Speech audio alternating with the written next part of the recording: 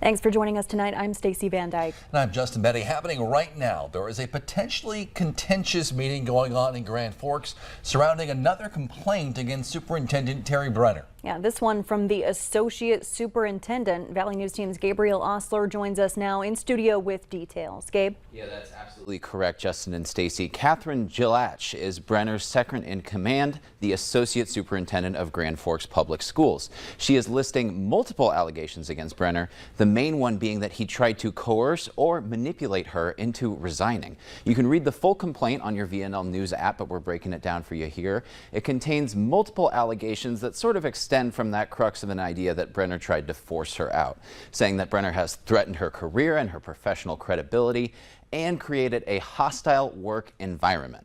Now, this isn't the first complaint against Brenner. Complaints were brought against him back in May amidst budget issues, but the school board found that Brenner should face no disciplinary action. As of right now, it seems to be much of the same with this complaint. According to documents that we've seen, the school board is again recommending no disciplinary action be taken against the superintendent.